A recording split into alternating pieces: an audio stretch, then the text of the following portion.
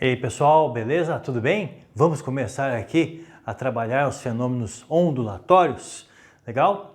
Os fenômenos ondulatórios nós vamos dividir em duas partes aqui. Primeiro identificando os fenômenos ondulatórios de reflexão e refração linear. Então, reflexão e refração em cordas, né? Já foi trabalhado isso. Então, poxa, você fala assim, caramba, em cordas? Já vi. Como é que é a reflexão em cordas, né? Então, quando você tem aqui um pulso, uma perturbação que se aproxima de um obstáculo rígido, sabemos que ela atinge a onda, o pulso, a energia atinge o obstáculo rígido e retorna em oposição de fase. Legal? Então, o que é oposição de fase? Bateu, volta invertido, veio por cima, né?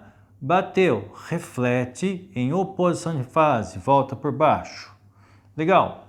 Mas se o obstáculo não for rígido, se o obstáculo for flexível, quer dizer, poxa, quem está desse lado aqui pode ser a mãozinha de uma criança, alguém segurando aqui, né? Ou, né, como muitas vezes é colocado, né? Você tem aqui uma haste rígida, mas a corda está passando aqui por uma presa a um anel. Esse anel pode escorregar pela haste. Então, quando a onda, quando o pulso, quando a energia se aproximar dessa região, o que vai acontecer? Vai bater, não consegue passar, então volta, mas volta em fase, volta pelo mesmo caminho, pelo mesmo posicionamento. Então, ela veio por cima, volta por cima. Então, aqui eu tenho reflexão em fase. Primeiro caso, então, reflexão com oposição de fase, reflexão com oposição. Perfeito? E a segunda aqui é a reflexão em fase. Reflexão em fase. Show? Tá aí. Isso para cordas, né? Isso para cordas. Assim, tá, mas se eu tivesse a ideia da refração, como é que seria a refração em cordas? Poxa, aí da mesma forma nós vamos ter aqui, tá, a ideia que vai ser trabalhada como? Tem uma corda mais fina, tá, e essa corda mais fina, tá, está amarrada a uma corda mais grossa. Poxa, como é que faz agora? Então, um pulso que caminha pela corda mais fina. Quando atingir a corda mais grossa, o que acontece? A corda grossa é para a corda fina um obstáculo rígido. Então, vai voltar parte da energia com oposição de fase. Parte da energia reflete e parte refrata. Então, uma parte continua. Opa, que legal! Então, você tem aí o princípio da conservação, né? Lavoisier, nada se cria, nada se perde, tudo se transforma. Então, parte da energia foi refletida e parte da energia foi refratada. Então, uma quantidade voltou em oposição de fase e uma quantidade refratou. Que legal! Podemos aí fazer agora o contrário. Se a onda caminhar pela corda grossa, então caminhando pela corda grossa, então ao passar da corda grossa para a corda fina, o que vai acontecer? A corda fina é para a corda grossa como um obstáculo flexível. Então ela vai voltar em fase, vai refletir em fase. E parte da energia vai ser refratada, vai passar, vai refratar, né? Atravessar, passar para a corda fina. Mas olha que legal, veio por cima, né?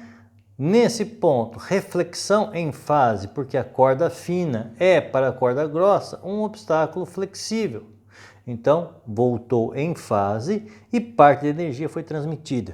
Se você falar assim, poxa, em termos de energia, poxa, a energia que estava contida aqui foi dividida, né, compartilhada. Parte da energia refletiu, parte refratou. Beleza? Isso em cordas. Mas a gente pode fazer análise aqui, né, em duas dimensões. Como é que ficaria a reflexão e a refração, né, em superfícies planas? Ora, primeiramente vamos então trabalhar aqui, né, esses fenômenos, mas analisando o seguinte: quando se propaga uma onda, que seja uma onda em um lago, então ondas em lagos, ondas em superfícies. Quando eu tenho ondas em superfície, poxa, fui lá, joguei uma pedrinha no lago. Ao jogar a pedrinha no lago, ela vai provocar ondas circulares a partir do perturbador, da pedrinha. A pedrinha perturbou a superfície gerando ondas, essas ondas estão se propagando. Legal, e esse desenho representa o que para mim? Ora, esse desenho representa ondas, mas cada linha dessa representa o que a gente vai chamar de frente de onda. É a crista. A frente de onda nada mais é do que a crista da onda. Então, cada frente de onda corresponde a uma crista. Consequentemente, você pode dizer o que para mim? A distância aqui é quem? É de crista até crista. Então, de uma frente de onda até outra frente de onda. Então, isso aqui é lambda. Então posso marcar isso. A distância entre frentes de onda é o lambda. Perfeito, legal. Então, vou ter outro lambda aqui. Eu vou ter outro lambda aqui. Tá aí, legal. Cada uma dessas linhas representando então, a frente de onda, e a frente de onda é a crista. Olha, em muitos exercícios, em muitos textos, você vai ver o pontilhado aqui no meio. Olha, o que vai ser o pontilhado? Se aqui é uma crista e aqui é outra crista, então esse pontilhado representando o quê? O vale. Então você fala assim, poxa, então seria isso aqui, ó. Crista, vale, crista. Legal? Tá? Agora, mais uma coisa legal aqui é que eu posso dizer o quê? Do perturbador a onda caminhou. Então eu vou ter aqui uma seta indicando o chamado raio de onda, o caminho que a onda fez. Raio de onda. Opa, aqui ó, posso desenhar um raio de onda aqui? Pode, aqui o raio de onda. Então, mostrando o caminho que a onda fez, o raio de onda dizendo para mim, olha, para onde a onda está se espalhando, né? Opa, e o raio de onda, ele é perpendicular à frente de onda. O raio de onda perpendicular à frente de onda. Tá aí, 90 graus aqui. 90 graus, tá? Entre a frente de onda e o raio de onda. Legal? Muito bom. Com isso, então, eu posso... Olha, uma onda foi produzida aqui. Então estão aqui as frentes de onda. Que legal! Se aqui são frentes de onda, opa, então isso aqui é o lambda. Tá aí, ó, lambda. Frentes de onda, crista, crista, crista. Legal, tá? No meio aqui o pontilhado seria o vale. E cadê o raio de onda? O raio de onda tá aí, ó, perpendicular às frentes de onda. Perpendicular, mostrando que o caminho da onda, a onda está caminhando aqui no caso para a nossa direita. Legal? Muito bem, tá aí. Ora, para que eu vou usar essas ideias? Nós vamos usar para ondas em superfícies, né? E, no caso, a reflexão e a refração. Olha, vamos analisar aqui a reflexão e a refração juntos? Vejam comigo então. A reflexão. A reflexão, então, de uma onda que caminha e atinge uma superfície. Pode ser um espelho. Não precisa ser necessário um espelho? Não, mas eu tenho um raio de onda aqui. Eu tenho um raio de onda, mostrando aqui o caminho da onda. Tá aí o raio de onda. A onda vai bater numa superfície e eu já conheço espelhos. O que vai acontecer? Opa, então eu tenho aqui a reta normal. Então, consequentemente, eu tenho o ângulo de incidência medido em relação à reta normal e, posteriormente, aqui o raio refletido. Opa, mas é igual ótica? Sim, né? Afinal de contas, você vai falar assim para mim, mas espera aí, ondulatória e ótica são muito próximas. Quando a gente estuda ondas, a gente fala onda. Quando a gente estuda ótica, a gente fala que luz é o quê? Luz é onda. Opa, então, né, os fenômenos que acontecem com o ondulatório são fenômenos que acontecem com a ótica. E aí, nós vamos colocar aqui frentes de onda. Poxa, se esse é o raio de onda, então daqui é a frente de onda, perpendicular ao raio de onda. Ah, poxa, então a distância entre cada frente de onda dessa é a distância entre cristas, é o lambda. Tá aí, ó, frente de onda. Bateu, voltou. Olha lá, lambda. Perfeito? O que aconteceu ali? Poxa, né? Nessa situação, você fala assim para mim, velocidade ficou constante, o lambda ficou constante e a frequência ficou constante. Quer dizer, a velocidade não mudou. Tinha uma velocidade se aproximando e a mesma velocidade se afastando. O comprimento de onda não mudou. É o mesmo lambda na aproximação e no afastamento. Está aqui. Mesmo lambda, mesmo comprimento de onda. Lambda antes, lambda depois. E a mesma frequência. Está aí. Então, V lambda e F na aproximação, V lambda e F no afastamento. Perfeito. Ótimo. O ângulo de incidência é igual ao ângulo de reflexão. Tá aí, ó. Ângulo de incidência é igual ao ângulo de reflexão. Perfeito. I igual a R. Tá bom. Mas o que aconteceria na refração? Poxa, como é que seria a ideia da refração de ondas planas, ondas em superfícies? Refração. Tá? Usando a ideia, então, aqui de frentes de onda, de raio de ondas, para a gente poder trabalhar a ideia de que uma onda, ao se aproximar de uma superfície, nós temos aqui superfícies diferentes, então eu tenho um meio 1 e um meio 2. Dois meios, como na ótica, ar e água, ar e vidro, vidro e água, dois meios distintos. Como a gente conhecia lá na ótica, um raio de luz, quando passava do meio menos para o meio mais, o que acontecia? O raio de luz, que se aproxima do meio menos, passando para o meio mais, ele chega a mais, se aproximava da normal, não é verdade? Tá aí, se aproximando da normal. Poxa, então peraí, reta normal, passando ali pelo ponto de incidência, eu tenho aqui o ângulo de incidência medido em relação à reta normal. E aqui o raio refratado medido em relação à normal. Mas falamos agora também do quê? De frente de onda. Se esse raio de luz, esse raio de onda, né?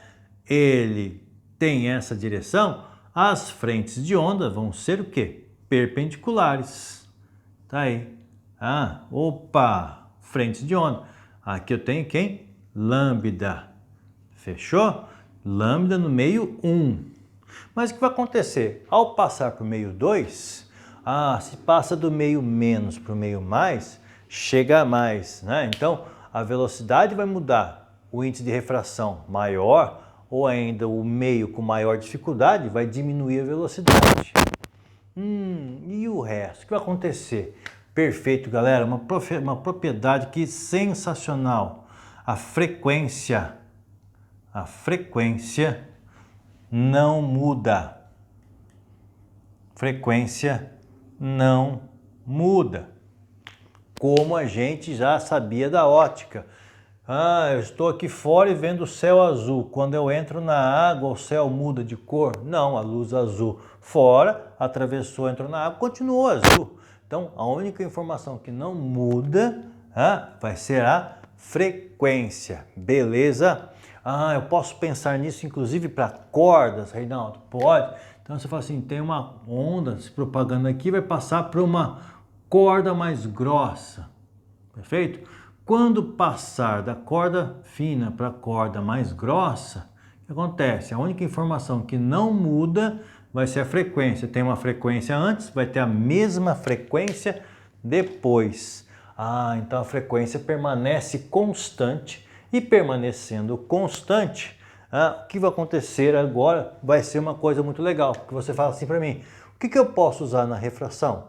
Eu posso usar a lei de Snell. E aí vai acontecer, seno I sobre seno R é igual a N olha lá, seno I, seno R, N1 e N2. Então, vai ficar N2 sobre N1, certo? Multiplicando em cruz, fica a lei de Snell tradicional. Seno R, N2, seno I, N1. Beleza. Mas olha lá, a relação entre os índices é inversa à relação das velocidades. Então aqui vai ficar V1 sobre V2. E estamos falando de ondulatório. Então V é igual a lambda F. Então aqui vai ficar V1, lambda 1, F. V2, lambda 2, F. Como a frequência não muda, então, olha lá, F desaparece. É o mesmo em cima e embaixo. Opa, então eu tenho a lei de Snell aplicada aqui também na ondulatória. E o que aconteceu? Opa, o índice de refração aumenta, o comprimento de onda diminui, são inversamente proporcionais. Não é? Se o índice de refração aumentar, a velocidade diminui. O comprimento de onda também diminui. Entre índice de refração e velocidade, ó, aqui, inverso, né? Inversamente proporcional. À medida que aumenta o índice de refração, diminui a velocidade. E a relação entre velocidade e comprimento de onda é diretamente proporcional. Se a velocidade diminui, o comprimento de onda também diminui. Perfeito?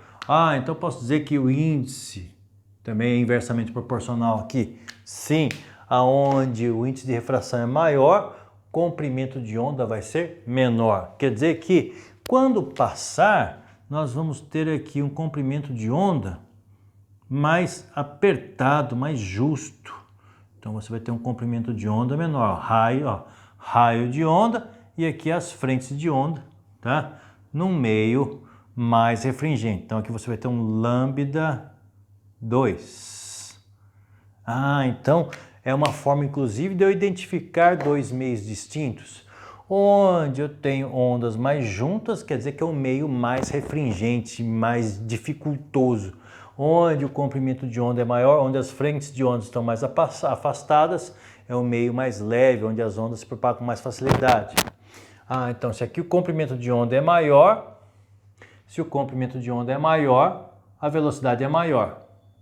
Aqui o comprimento de onda é menor, o comprimento de onda é menor, a velocidade também é menor, diretamente proporcional. Onde a velocidade é menor, o índice é maior. Então a relação entre índices, velocidade e comprimento de onda, nós podemos ou deixar dessa forma, ou identificar de uma outra forma para vocês, colocando como? Falando assim, se aumenta o índice de refração, diminui a velocidade, diminui o comprimento de onda. Podemos assim? Fica mais fácil enxergar dessa forma, galera? Olha, aonde aumenta o índice de refração, diminui a velocidade e diminui o comprimento de onda. Quer dizer que o contrário, se a onda estivesse passando do meio mais para o meio menos, então, se diminui o índice de refração, aumenta a velocidade, aumenta o comprimento de onda. Beleza? E assim nós temos a reflexão e a refração de ondas planas. Show? Valeu, galera!